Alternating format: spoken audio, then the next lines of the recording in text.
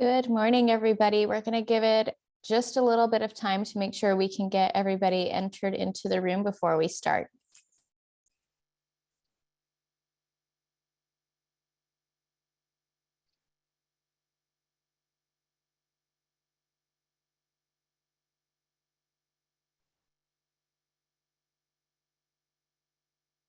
Okay, I think we're good to go. Good morning, everybody, and thank you for joining us for this week's coffee chat with Economic Alliance, Snohomish County. My name is Cassandra Perez, and I am the Director of Investor Relations with Economic Alliance. We are super excited to have you join us here with our coffee chat, How to Lead During Messy Times, which is something that I think we can all relate to, especially as we have gone through this pandemic over the last couple of years and, just continuously having to adjust. So it's very timely for us. To start, let's go over a couple of quick housekeeping items. As always, we want for you to be able to engage with us. So please feel free to use the chat feature. You are also welcome to raise your hand and unmute as we engage with our guest speaker today, who I'll introduce here momentarily. We also ask that you please go ahead and add your organization to your name so that we make sure we know where it is that you are coming from.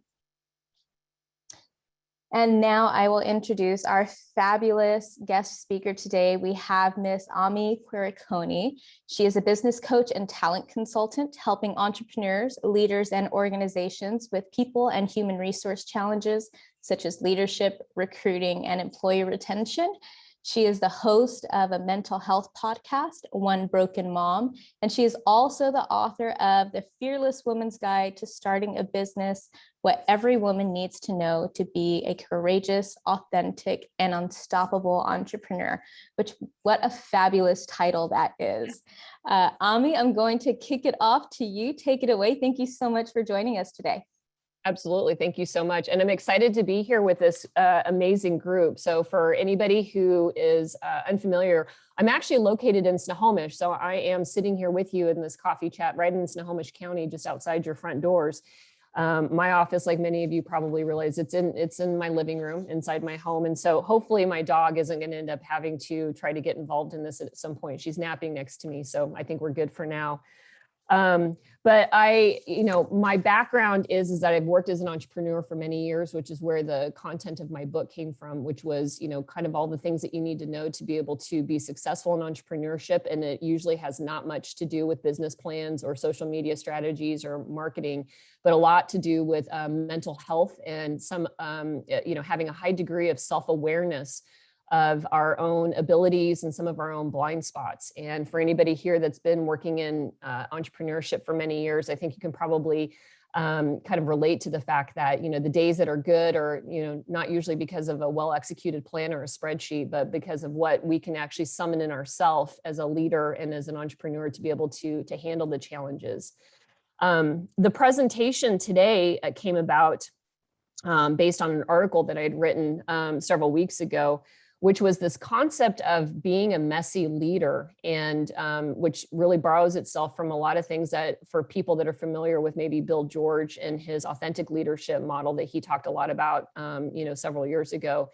But it's the idea and the concept that, when you're going through challenging periods like we have been for, a couple of, coming up on 18 months or more, really, with the pandemic and how it's affected our work relationships and how we lead our organizations and how we connect with our people.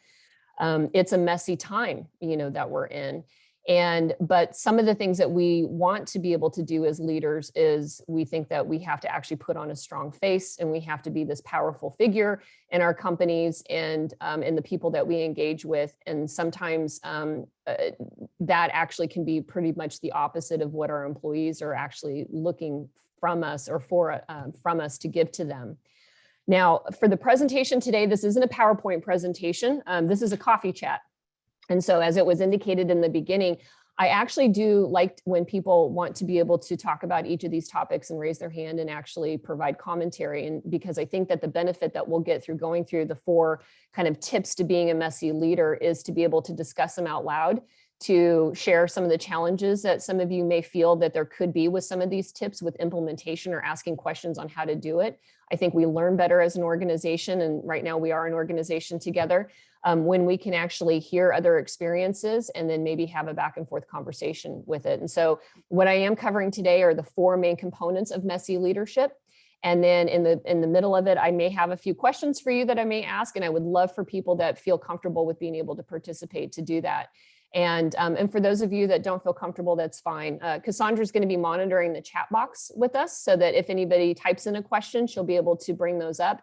But anybody that actually wants to unmute themselves and actually, converse with me and converse with the team, you're encouraged to do that. So like I had mentioned before we started, I don't know how many people like starting their days with PowerPoint presentations, but I'm not one of those people. So grab your coffee and let's do a real coffee chat here. So the first step to messy leadership that I have found to be most effective is to be honest with yourself.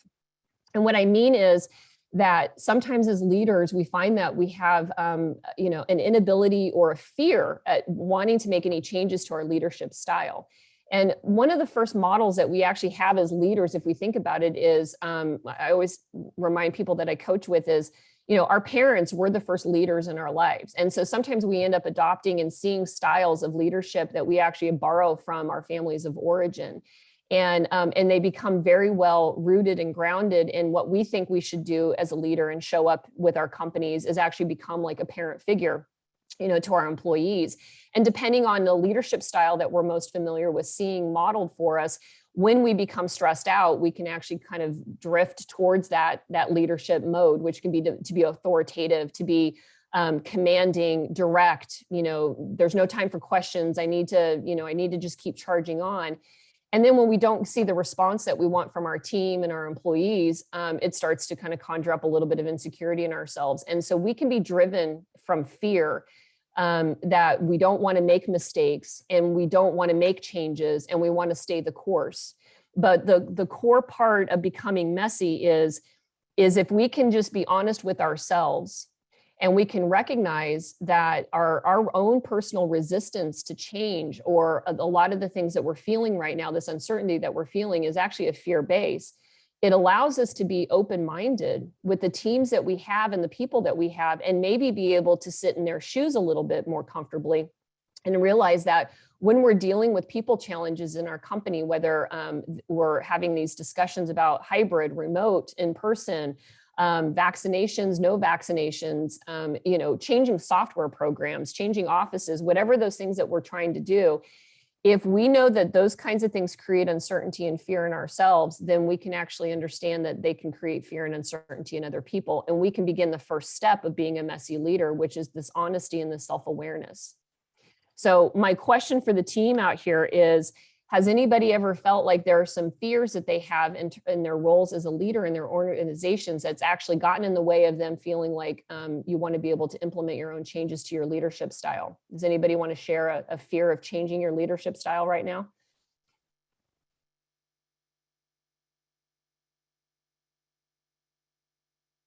I'll wait. Yes.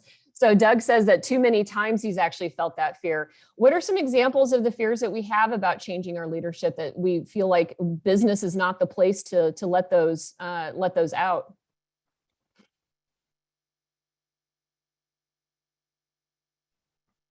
I can chime in here with you, Ami. I think my husband's an entrepreneur. I've started some organizations myself. And I think one of the fears that we have sometimes in just coming to an organization or maybe starting a new business is the fear of failure, the fear like you can't do it. And I think that's one of the things that I see a lot in perhaps some of the younger generations as well coming in as they're starting their businesses. So that imposter syndrome, I think, is one of those for me. Absolutely. That's a great, I mean, that's an honest fear right there, right? So we as leaders, when we stay the course on a direction or a style of leadership and don't want to change it, it's because we may not know what the alternative is. And if we show up and do something different than what we're used to seeing or demonstrating, that then we're going to look foolish and silly. And then we think that then it erodes our ability to be an effective leader. I see some hands raised here, so I want to hear some other comments from other people. Karen. Yeah, so Karen from Alzheimer's. Yes, please. Yeah. I have sort of lost all of that because, I mean, one of the advantages of being old, but when I was working over in Port Angeles and we were implementing the new electronic charting system, I realized that, you know, we watch babies learn to walk and they fall down and nobody goes, "Oh, you're so embarrassed." And I'm so embarrassed for you. They go like, "Okay, you're learning, stand back up and keep going." And why we as adults have that same fear is not clear to me, but we always fear looking stupid. We feel we're an imposter. We don't believe we're supposed to be here. And so I really kind of took that to heart. And now I am trying very hard. It's not that hard, trust me, to just be who I am. And when I interviewed for this job, I was gestures and enthusiasm and laughs and jokes and all that schmear. And that's who they got. And so it's really, I think, important to, I mean, we talk about our authentic self, which is, you know, a very nice catchphrase, but in reality, you don't want to do a bait and switch. You know, bait and switch is you put on this pretty face and then when push comes to shove, it becomes the real you. And that's not fair to yourself and that's not fair to the people you work with. So I just try to be who I am, and I'm not always perfect. And every once in a while I will go, "Ooh, I probably shouldn't have said that." To somebody I'm managing. It's like, that really wasn't appropriate. No, that's great. Yeah. Yeah, and I think that, right, with age, we get to learn our confidence, right? Like getting older is, you know, is a function of being able to build up more experience and realizing that a lot of the things that we tried and did actually didn't kill us and we survived it. And it wasn't as terrible as we thought it was going to be. And it allows us to be able to, you know, to take that experience and, you know, bring it forward with us. I see Trisha Lewis, and I can only see this one thing there, but Trisha, you have your hand up. Yes. So our fear right now is we've been in business for 30 years, 32 years, actually, on Monday. And our fear is, how do we take this passion that we've had all this time and instill it into the next generation that we want to hand it down to, whether we're hoping it's our kids, but also the other employees. I mean, it's a viable business, but we're getting tired. And we don't want to continue for the next 30 years. We want to start, you know, how we're afraid of how we're going to do this and how we're going to instill in them the ability to run it and, you know, teach them. It's so much harder than I thought it was going to be. It was like 30 years of just running the business. Now I've got to figure out how to pass it on. Right. Scary. Right. Yeah, transition is definitely a hard thing, and transitioning and inspiring your own passion in somebody else. I remember saying this to my employees, like, you know, you don't have to have the same passion for my business that, you know, that I do, but respect is important there. But when you want to pass on your legacy to somebody else in the business of your legacy, you know, as leaders in our companies, we sometimes find that we care the most about everything, and we just wish, you know, everybody else sometimes cared as much as we did. I see a lot of comments in the chats about, let's see, losing cooperation or motivation or losing staff is a big fear, right? And when we're stressed out, here's the thing, the reason why I wanted to just talk about this, and we'll go on with the other ones, is that when we're under stress and pressures and we're feeling all of these fears, we have this, like, we start to go into a survival mode. And so part of the work that I do, you know, outside of this is, was mentioned in my intros, I do a mental health podcast. I've become I've been a mental health advocate and then, you know, like a researcher and in that area for a couple of years now, understanding that, again, the things that get in the way of our leadership and our business skills tend to be really irrational parts of the brain that actually come under, that start to take over when we start feeling stress and strain and pressure. And it sounds like it's our talk, you know, our work voice that's making these decisions, but in fact, they can be a lot less rational about that. And so when we start having all these fears building up on ourselves, some of the choices and the decisions that we make may be influenced by responding to that fear and protecting ourselves. And our choices that we make to protect ourselves and our ego, or, you know, the company or whatever it is that we fear right now, may not be the most appropriate decision. And when we sit back as a leader with all these fears inside of us, and we're leading an organization of people who are looking to us, we have to be able to put ourselves in their shoes again and be able to see that they're also responding to fear. And sometimes the responses that we see presented in front of us may not, may not be coming from rational places. And if we can lay that out and say, listen, I get it. Like, I'm really stressed out about this. And I know that it's hard for me to think about doing something different when I'm in a state of, survival mode.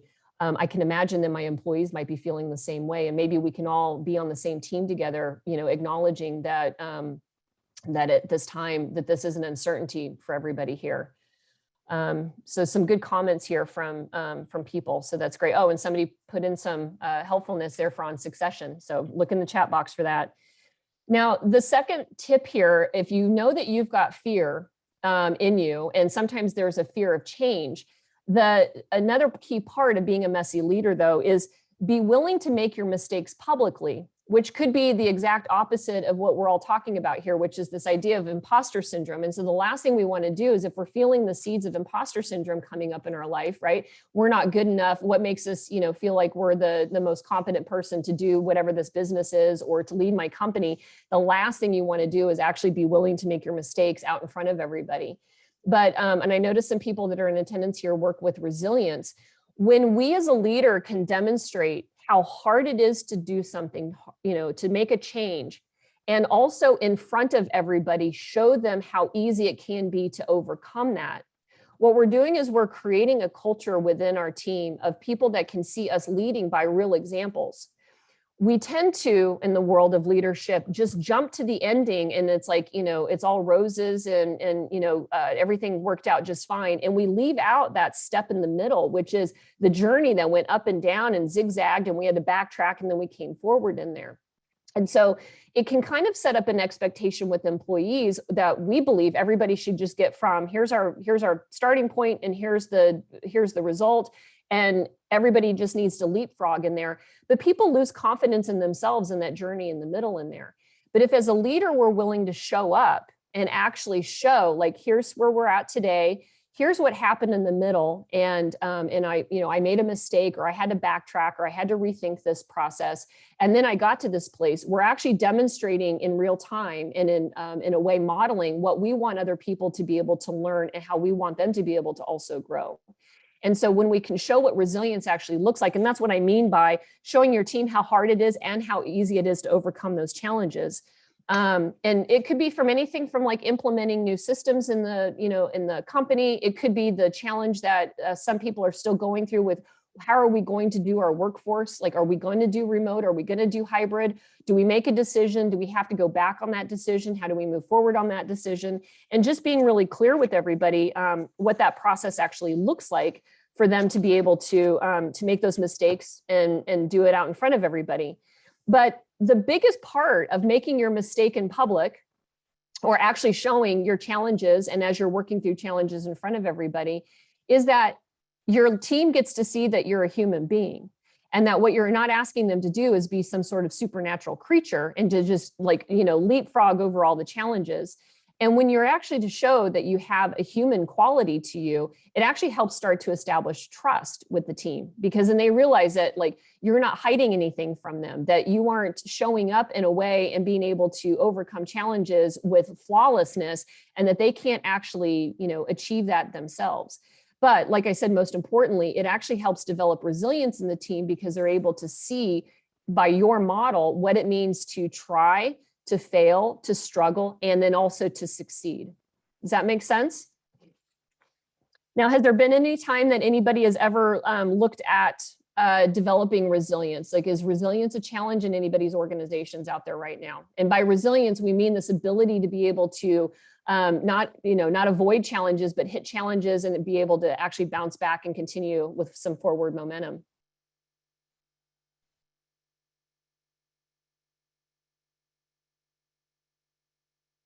Another silence from the group. Everybody's doing great in resilience. Hi, Dr. Healy, you raised your hand. Yeah, thank you. I'll put my hand down.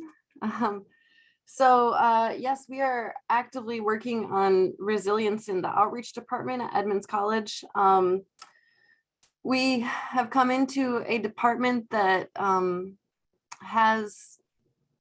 has been stuck in its ways for a while, what seems to be several years. We had complete turnover in this department in August. So I'm new and my staff is all new. And the lucky thing about that is even though we're coming into a kind of a messy situation and seeing that things have been a little bit stuck in the mud for a while, now we are looking at changing everything. And I am trying to follow what you're saying and make mistakes publicly and show them that we're not afraid. And in fact, I feel myself, or I hear myself repeating every week that we don't have to be afraid, and that especially my staff doesn't have to be afraid, because I'm not afraid and I'm willing to take whatever flack comes back for the changes we make that maybe aren't okay. And we can always change again. So I guess that's kind of my input on it. I'm new to leadership and I'm new to this role, so I won't have a ton of examples, but that's just what I can share. Well, that's a fantastic example. Yeah, I see Karen applauding that, because that is a really good example. And, the intent again, step one, be honest with yourself, understand that sometimes we have fears to making these changes. And if you can't do that step one, then the rest of the things I talk about are going to feel super uncomfortable for you, right? So messy leadership is feeling uncomfortable, feeling fearful, but going forward anyways. That's the difference in leadership, right? That's what makes leaders leaders, not that they have all the answers or they're the strongest person in the room, but we have a willingness to be able to have this vulnerability and to be able to make these steps, because we know that we can be the example for our team to be able to learn from. And so making the mistakes publicly, again, is an important one, because again, it's a learning opportunity. It's allowing your team to see what growth looks like, what change actually looks like, rather than being dictatorial, which we're used to, which is just do it. Do as I say, not as I do. Anybody remember hearing that one growing up, or, anywhere, right? Well, in messy leadership, we're saying, do as I do. And I'm going to backtrack on this, but I'm going to come forward and show you. And sometimes it allows us, as we go through this, it gives you opportunities to be able to continue to grow as well. And when you do this do as I do mentality, rather than the, finger pointing, do as I say, you're able to comfort your team and reduce their fear and uncertainty. Because right now, we're used to also some models in leadership of, mistakes are punishes, we get punished for them. So we expect perfection. We expect people to, do and give us the exact results that we want. And then when they don't, employees are fearful for their jobs and the culture that they're in, that making mistakes is, a way that they'll lose their job. And the more fear-driven your employees get, and the culture, if the culture seems to fuel that fear, the less likely they are to stay with you. They want some safety for themselves. But if you show in this making mistakes publicly realm of your leadership that, hey, we're learning human beings and this is a part of the human experience, then you're able to bring their own survival mode down to a regulation, because they see if my leaders are willing to make these mistakes publicly, then I know that it's safe for me to be able to stretch and explore and maybe not always do it the right way, but my culture around me and my leadership supports the idea that the mistake is sometimes where learning can also happen. I think we also know that. Sometimes there's a really good lesson in trying something and failing at it, and then realizing that that it wasn't the right solution, but that in itself was a good learning point. And I saw some chat comments come up, so I'm going to pop over to see what came up in there. Does anybody want to share their comment with off the mic or on the microphone and video?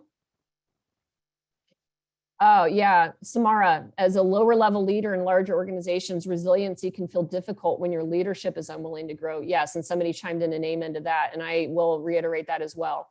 Part of the coaching and consulting that I do is that it has to happen at the tip of the spear, right? So if the tip of the spear isn't willing to develop a culture in which mistakes are a part of it and be able to demonstrate that for everybody, you haven't created the necessary psychological safety in your organization for other people to feel like it's really, truly possible.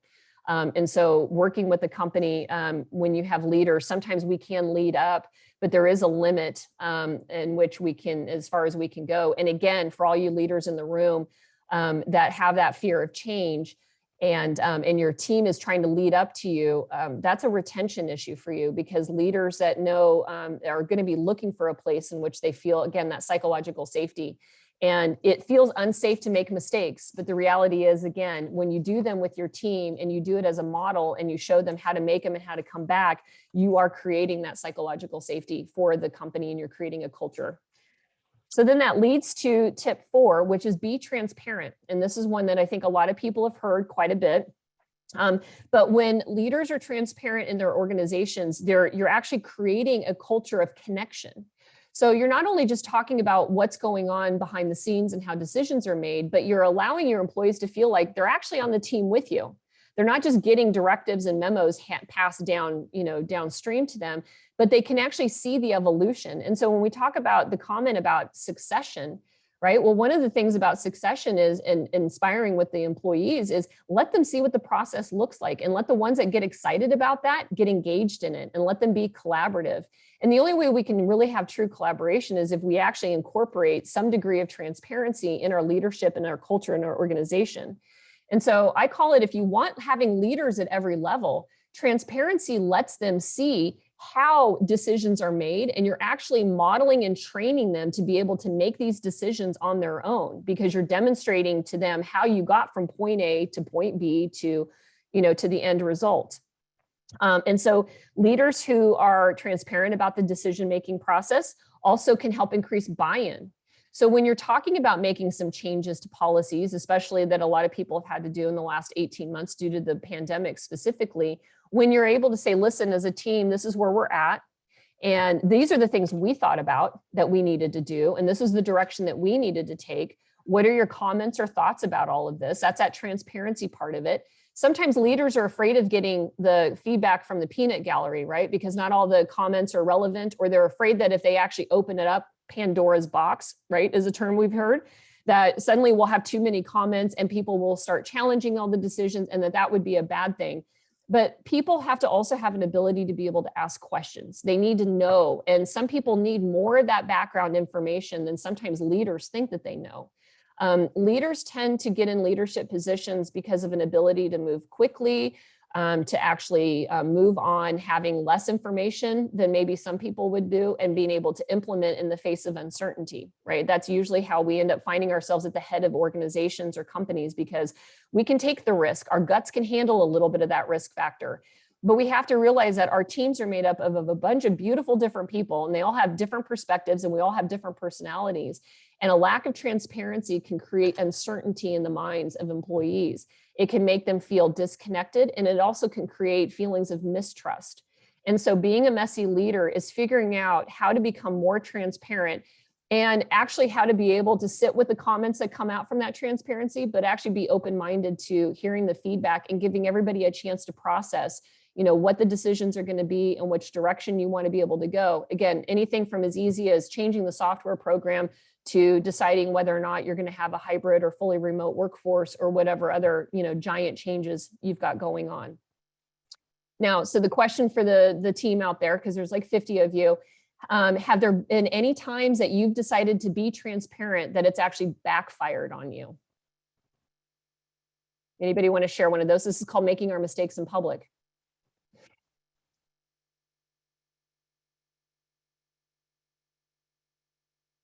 Anybody thinking about that? I see some thoughtful faces on my screen, so maybe people are thinking about that. Nobody wants to share their transparency that bit us in the rear moment.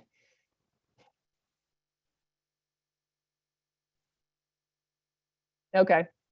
Well, the last step that I want to talk about so that we have some chance is if you're able to be transparent and you're able to start getting feedback, and your team is able to see how you as a leader are arriving at the decisions that you're arriving at, you have a secondary side benefit, which is your transparency actually can inspire creativity.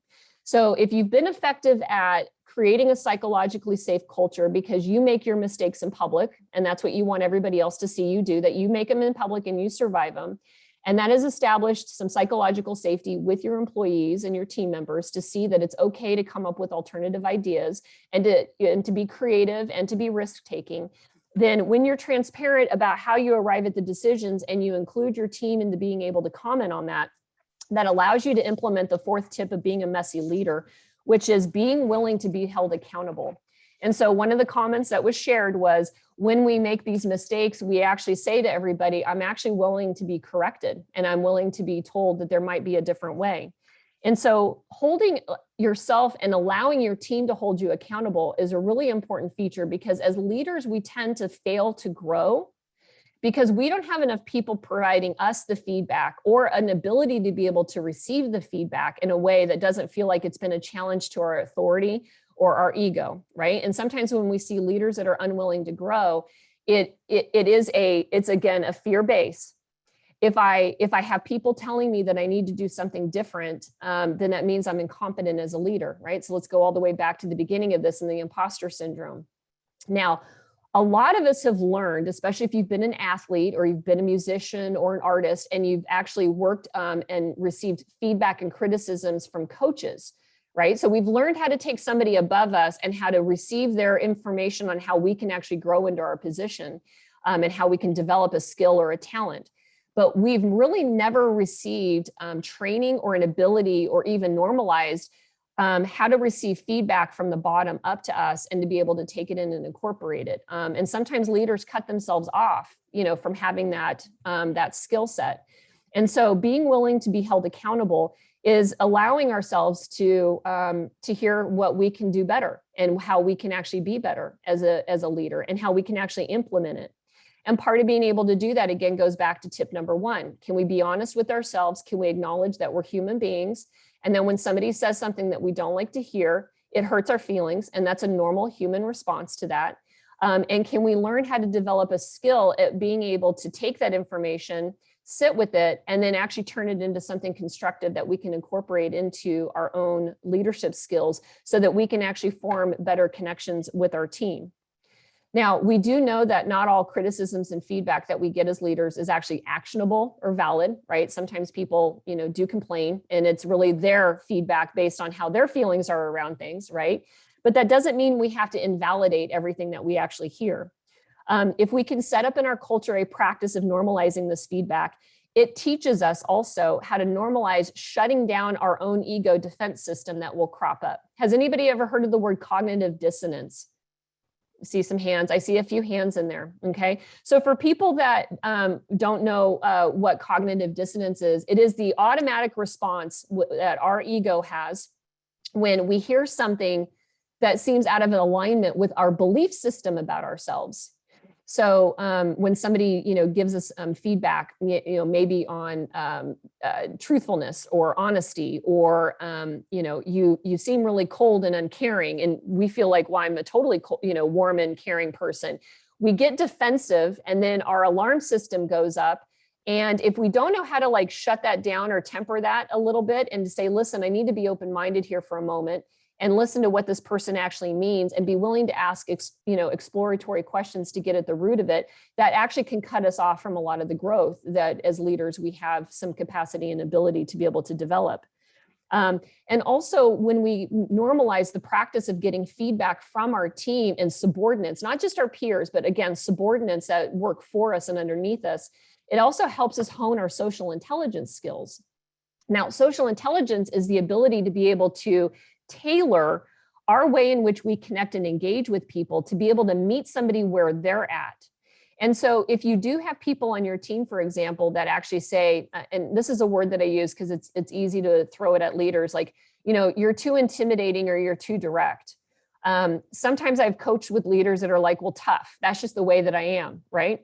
Well, effectiveness in leadership is the ability to be able to listen and to be able to tailor our ability to connect with other people. And that's done through the social intelligence. And so if somebody, if we hear this feedback a bit about, being too dominating in a conversation or being too intimidating, the leader willing to be held accountable will sit there and go, I wonder what I can do differently in order to connect and communicate with this person, because what I want is for us to have a good relationship.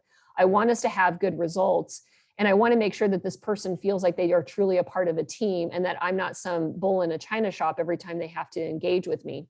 And so when we get constant feedback from our team like that, it allows us to be able to figure out how to tailor our leadership style and our communication styles to be able to meet people where they are, rather than just have that, again, that directorial directive over the top of everybody, do it my way or the highway mentality that a lot of people kind of fall into when they're, getting in that stress state that I talked about earlier in terms of our leadership. And so if you, let me go through my notes here real quick. Sorry. And I'm also going to clear my throat because I've had a cold here. So the last benefit of being able to work on being held accountable is you then, probably the most important thing, you're modeling for your team what it's like to receive constructive feedback, to maybe have your feelings hurt a little bit, to synthesize it and to turn it into something productive. Because sometimes as leaders, we find ourselves giving the feedback to other people. And then when they respond as a normal human being and their own ego defense system has crept in, or they've, kind of become dissuaded by something we've said to them. When we do it in front of everybody, like they do, like we expect our team to do it, and we show them like, listen, I just heard this and can I find out more of why you feel this way? What can I do to work on this? Then when you're able to turn the tables back and you start providing that feedback to other people and other teams, you're showing them how you want everybody to respond, and what that actually looks like. As leaders, again, it's the do as I say, not as I do mentality, but when messy leadership, we're talking about do as I do. So, and acknowledging that, yeah, sometimes getting feedback on how, where we can grow and where we can improve kind of hurts sometimes, and it kind of feels bad. But I have to be able to be willing to listen to it and see if there's something that I can do better in here. And I hope the same can be done when I give you feedback, employee, that I understand that maybe this doesn't feel good to hear this part of it, but what I want from you is for you to be able to grow. I want us as a team to be able to develop, and I want the results to be able to improve, whatever those results may actually end up being. And your willingness to be able to be held accountable, again, goes back to, it helps develop that psychological safety that's missing right now for a lot of employees. And retention and why people leave organizations has to do with their leaders and their managers. We all know that. But it also comes down to, and that's what the challenge that we're finding in with recruiting right now and retention also, is that people want to go someplace where they feel connected. They feel like they can trust everybody, and they feel actually more psychologically safe than they've ever been before. And your willingness to hold yourself accountable and to get feedback from your subordinates is your willingness to be able to show that you also can create that safety by being unsafe at times yourself, and creating a culture and teaching people how to be able to do that.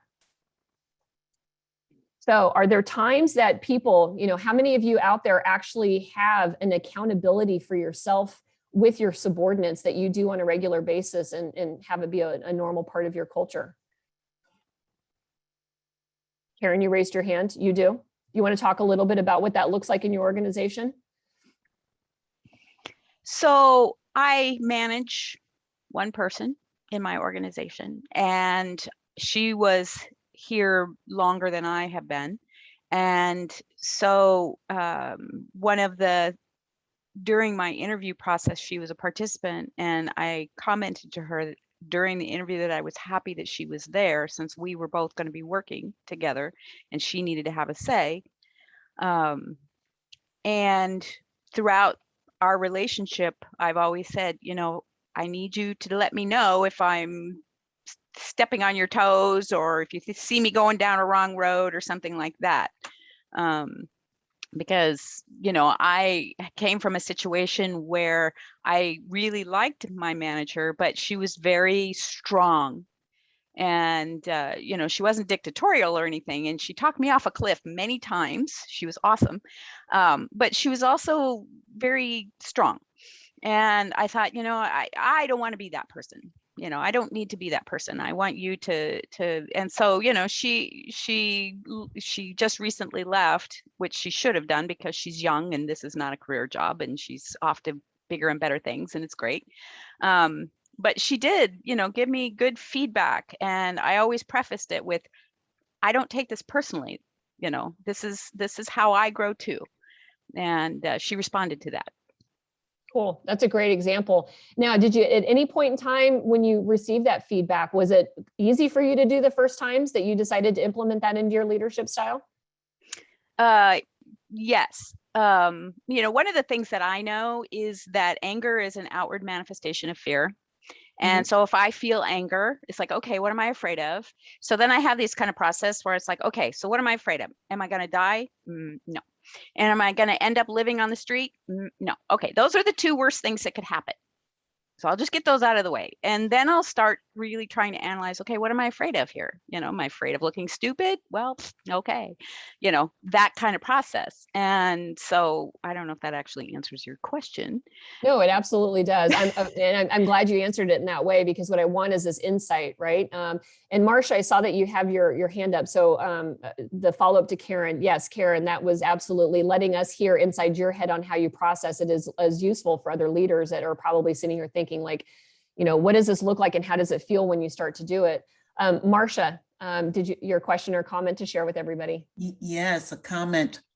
You asked if we get feedback from our team, and I'm a consultant, but I am coaching people. I'm an empowerment coach. And every other year, I actually send out a questionnaire with questions from not only for the people that I'm working with, but also neighbors, friends, family members. I send it out to a group of around 20 people and ask them some questions. What do they think my strengths are? What adjectives would they use to describe me? What things they thought I could improve upon? And if it's anything else. And I've been doing that for about 11 years. And I've now just I go back and look at if I'm changing anything, if I'm hearing the same things, both good and bad, and what I could actually do about it. I don't ask them any follow-up questions. I don't want them to feel like I don't want to answer this, I don't want to talk to her about it. I just take it as it is and go from there. And I've found that I've grown, and that allows them to share with me things that they probably wouldn't share with other people as well. Absolutely. That's a great example, doing the survey of everybody else around you. I saw somebody, and I want to go into the chat box here too. Let's see. Somebody, Doug, you said guilty. What are you guilty of, friend?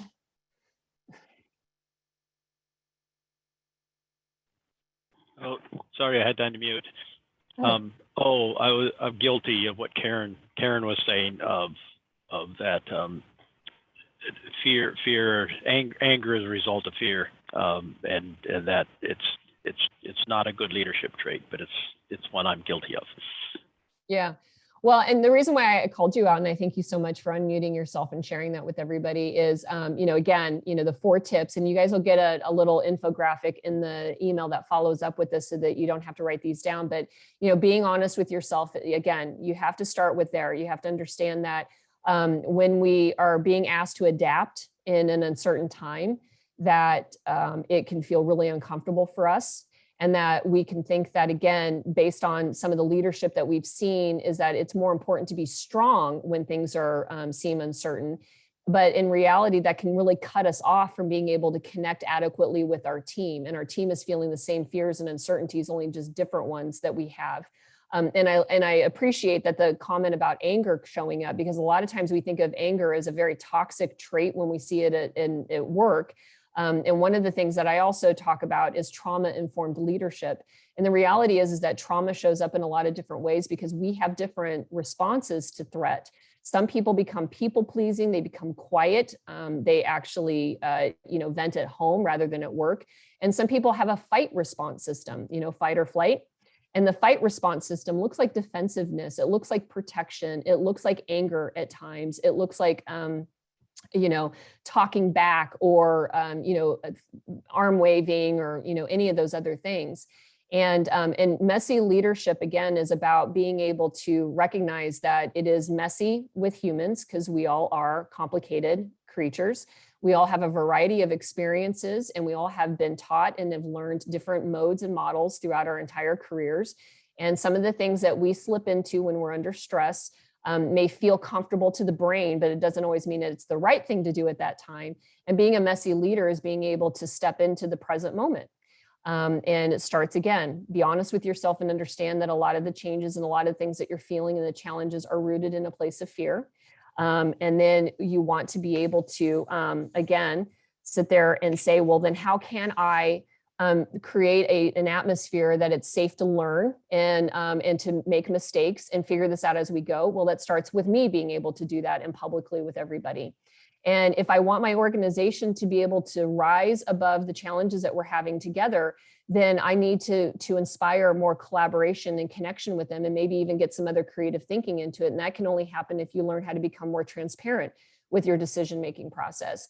And then as you go throughout this entire change, the last thing is to realize that at the end of the day, I'm not a perfect human being, but I do love what I do. I'm passionate about the company that I'm leading or the organization that I'm in charge of.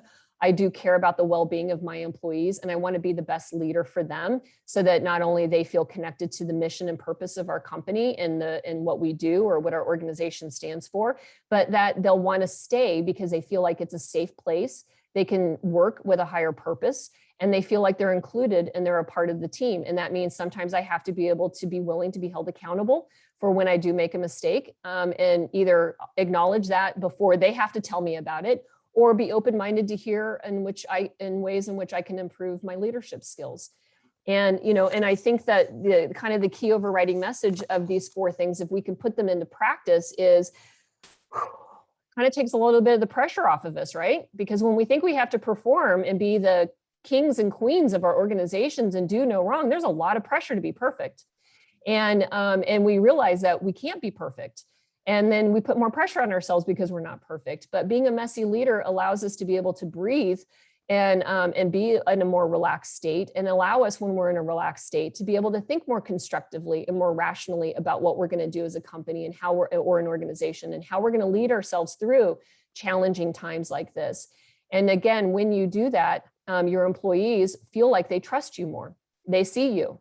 They don't see this idealized version of you as a leader. They see the human being that shows up, and they begin to care about the humanity of the leaders and yourself, and you in return with the rest of your team. The more we know about somebody, the more we feel like we trust them, the more we feel a sense of belonging. And when we can inspire trust and belonging in our employees, that's actually one of the most crucial aspects to retention and being able to keep them in with our organizations. And retention is a huge deal for many organizations right now. And it's, in my opinion, I think these are just they're not simple. They're easy. They're simple, but they're not easy. Things that, leaders can actually implement in their leadership strategies moving forward. So those are the 4. Now, at this point in time, we have just a few more minutes before we start to transition out of this. Are there any questions or comments anybody would like to share right now? This is like the open forum and the conclusion here.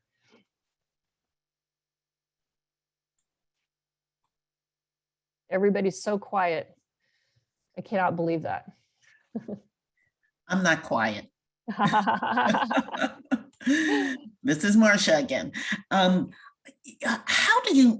would you suggest that organizations who have not shown this now start to show this while people are still remote so that people want to come back to work? That's a good question. Again, we go back to the tip of the spear, right? We have to have the buy-in of the leaders at the top who can actually start to demonstrate it and model it themselves, and that they have a willingness to give it a shot. There is nothing worse, and I'm sure you've seen this as a coach and a consultant as well, is, working with a department or a group and having them get inspired and excited about implementing this type of a culture change, only to have it immediately washed out and wiped out by one act of a leader at the top of the organization that undermines it very quickly. Thank you, Alex, for attending. I see your chat there. And so, for me, it is having those conversations at the very beginning with the leaders at the very tip of the organization, making sure that they have a level of comfort first and being able to take the next step forward. And then just modeling, like I said, some of these behaviors. And part of modeling is just saying, hey, we're going to try this out. We're going to see how it goes. It may not go perfectly, but that's what a part of being messy leader is being able to say, we're going to give us a go. We'd love your feedback as we're trying to, implement these things. Where do you think we should start first? Again, getting that feedback from your team. We sometimes as leaders pinpoint certain problems that we see, but we may not be looking at the challenges that the employees actually are seeing and the things that they'd actually like to see done differently. But you have to have everybody on board and willing to support each other, not punish each other when somebody, messes up the process of just being a normal human being.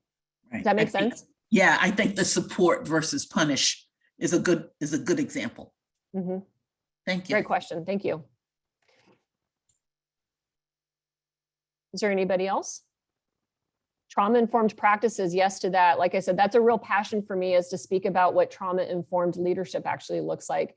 And I've done presentations before on that specifically, which is educating leadership on, how trauma shows up at work, not only from traumas that people have experienced in their past, but also trauma, as we know, that can be going on in a person's life right now, but also collective traumas that we could be experiencing when we're watching the news, or going through, again, a lot of the changes and disruptions that we've seen in the workforce and the work experience, and how prevalent trauma really is. It's one of those topics that I'm super passionate about, but that actually is kind of an underpinning of some of this part of why changing our leadership styles to a place that makes us feel unsafe and uncomfortable. There could be a lot. Somebody asked about, like, where does this imposter syndrome come from? A lot of that can be belief systems that actually can come from our background, family of origin, messages and stories we've been told, things that we've been punished for in the past, for thinking, believing, acting, and doing certain things. When you spend a great deal of your years having parts of you punished for showing up in a certain way, it creates this belief system in you that those parts of you are not acceptable anymore, whether that's to be an angry person, or to be more direct, or to, we learn communication habits, that can undermine our leadership abilities and even our abilities to connect. So that's a topic for another day, but definitely, again, a big passion of mine. Are there any other comments or questions? Yeah, I hear somebody. Oh yeah, I had a comment. I like the psychology that you're talking about, like people model from the family of origin, but also as what they respond to. So as employees come from different cultures and family of origins, if some of them respond to a more authoritative or strong leadership and some to others, how do you show consistency and trust when you identify different employees responding to different types of leadership? Right. Is that person okay that just fell over? Yeah. Okay. Okay. To your question there, well, one of the techniques that some organizations use, and it's one of them that I actually have in my toolbox, is being able to use talent optimization or people data, right? So think of things like, the one that I actually use is predictive index. And I saw some people that used to be in Vistage there. So I'm sure you've actually been probably familiar with that one, but Myers-Briggs, DISC, these are oftentimes personality exams that people have done and companies have done to be able to get insights into people's behaviors and where their natural drives are. Right. The comment that just popped up, I absolutely want to reiterate and sound off of that. And that is, the more you know about the team that you have, the more this comes into that social intelligence that I talked about. You actually meet them where they are as a leader, and be able to show a genuine interest in understanding how they process the world and how they respond and how they give feedback. When you take a trauma-informed approach to that, and you realize that 2/3 of us have actually experienced some form of trauma or dysfunction before the age of 18, and about 20% of the people that we are surrounded by on a daily basis have experienced enough significant traumas that it actually does shape our communication and our behavior styles. When you look at people data and you see that when people respond to more authoritative, or let's call it more proactive or more directive leadership, that's a safety place for them. And so when you put them in an environment where they have to figure out things on their own and the leadership is more hands-off and not as direct with them, it's going to make them feel unsafe and insecure, because their safety system that they've developed, their survival mechanisms that they've developed, have been from having somebody be more direct for them. And chaos and uncertainty actually becomes a very unsafe place for them to exist. And so as leaders, there is a responsibility on our part to actually want to know where our team is and to meet them where they are, rather than the older leadership style. Again, I coach leaders are in there like, I don't care about their feelings. They need to just do it my way. Well, in some ways that could be your own trauma response, right? Your inability to be able to see somebody where they're at, but to just shut the iron gates down and to lead one way and not change is just as ineffective as the employee that's willing to meet you. But as leaders, that's our responsibility. That's why we have the mantle in our companies and our organizations. It's our job to be effective at everything, whether that is keeping our team together and also meeting our business goals and our business strategy and results. And so to go back, it would be figure out where everybody is and learn what they need from you in order to be able to relate to them in order to get the results that you both agree on, right? So when we have employees, they have a job to do. There's a result that they have to bring. That's a boundary. How do we make them more effective? Sometimes they might need different skills and sometimes we need the different skills. Does that make sense? Yes, thank you. Mm-hmm. I think we have time for another question, comment. Oh, there's a comment from Shannon in here. This approach applies to different cultural backgrounds and hard to know what those unique cultural norms are. This is me reading and my cold getting in the way of my pronunciation of words. But yes, Shannon, you're absolutely correct there. When you have an openness to understand the employees and to be able to meet them where they are, again, that is that being held accountable allows you to develop those social intelligence skills. Part of that is becoming an expert in your employees, right? We become an expert in our business, we become an expert in ourselves and knowing where our shortcomings and our challenges and our strengths are.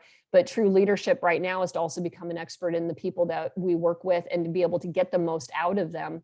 And getting the most out of them is usually not pushing them really hard, but actually understanding what makes them work the best so that we can get them from maybe 50% effective, 70% effective to maybe even more by knowing, exactly who they are and what they need and how to speak to them in a way that is meaningful and connects with them and validates them. It's a part of psychological safety and leadership is we're validating other people by taking the time to get to know them and where they are. Anybody else have a comment or anything else? Okay. Comment from Doug. I think that's fantastic. That's a great idea. Leading meetings and getting practice with leadership skills. That's a great way to hone leadership. Well, that's the end of my 4 tips. Like I said, you'll be getting a follow-up email that'll have them in an infographic and also with information on how to be able to reach me. But I really do appreciate you participating in it. Like I said, I wanted it to be a true coffee chat. And we do learn really good when we not only just hear from somebody, but when we can synthesize the information and actually share our experiences with each other to be able to learn and grow from there. So thank you for everybody that did that. So I'm done. So Cassandra, it's you. Yeah. Thank you, Ami. What a great conversation. As we close up, is there anybody who would like to share maybe the biggest takeaway that they've had from today's discussion, or what one thing they're going to change after listening to this talk is? Does anybody want to share?